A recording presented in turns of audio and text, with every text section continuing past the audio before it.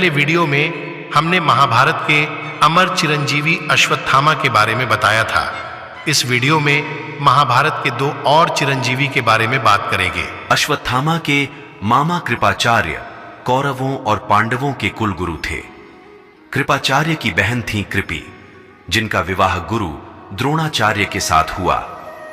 कृपाचार्य ने महाभारत का युद्ध कौरवों की तरफ से लड़ा, लेकिन निष्पक्षता के साथ लड़ा, इसलिए उन्हें अमरता का वरदान मिला। कृपाचार्य के बारे में एक कथा का भी उल्लेख करते हैं। विद्वान गौतम के एक पौत्र थे, नाम था शरद्वान। वह धनुष और तीर से जन्मे थे। धनुर्विद्या में धरती पर उनके सामने टिकने वाला कोई नहीं था। एक बार वह घोर तपस्या में लीन हो गए तो इंद्र और दूसरे देवता डर गए कि कहीं देवलोक पर कोई संकट ना आ जाए। देवराज इंद्र ने शरद्वान की तपस्या भंग करने के लिए नामपदी अप्सरा को भेजा, लेकिन अप्सरा के मोहजाल में नहीं फंसे शरद्वान। हालांकि एक पल के लिए उन्होंने अपना नियंत्रण जरूर खोया। इससे उनके वीर्य की बूंद 2 सरकंडों पर गिर गई। इसी से एक लड़का और एक लड़की का जन्म हुआ। नामपदी अप्सरा ने दोनों बच्चों को वहीं छोड़ दिया। उसी दौरान हस्तिनापुर के महाराज शांतनु वहां से गुजरे। उन्होंने दोनों को अपना लिया और उनका लालन पालन किया। चूंकि बच्चों पर शांतनु की कृपा पड़ी, इसलिए लड़के का नाम कृप और लड़की का नाम कृपि रखा गया। शरद्वान को जब पता चला कि कृप और कृपि उनके बच्चे हैं, तो उन्होंने दोनों को अपने तपोबल से बहुत से गुण दे दिए। कृप आगे चलकर आचार्य बने और कृपाचार्य हो गए। उन्हें तमाम अस्त्र शस्त्रों का ज्ञान था।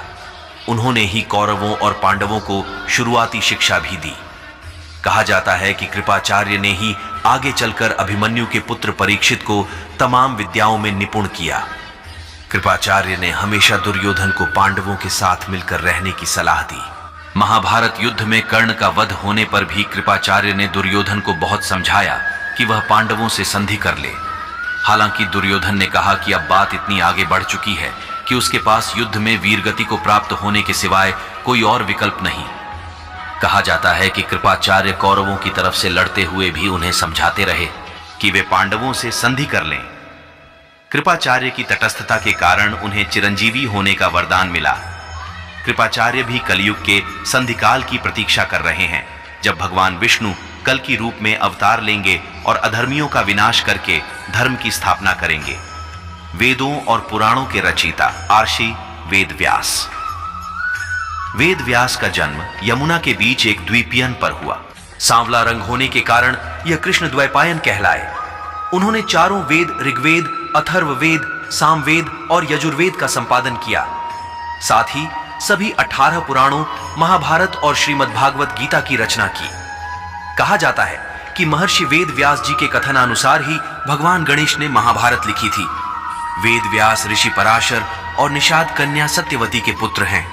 वह जन्म लेते ही युवा हो गए और तपस्या करने द्वैपायन चले गए।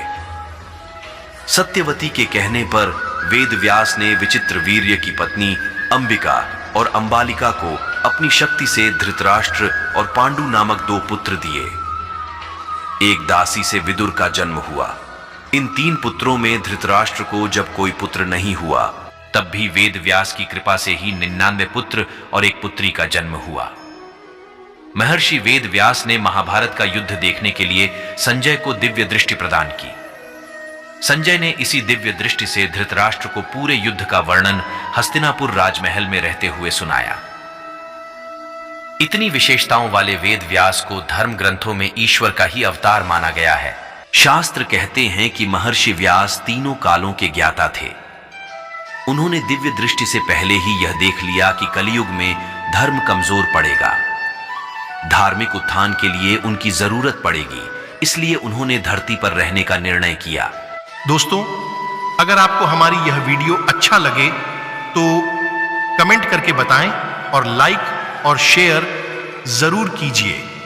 और आगे भी ऐसे ही वीडियो देखने के लिए अनमोल सागर को सब्सक्राइब करना ना भूलें, क्योंकि हम हर रोज ऐसी ही वीडियो आपके लिए लाते रहते हैं।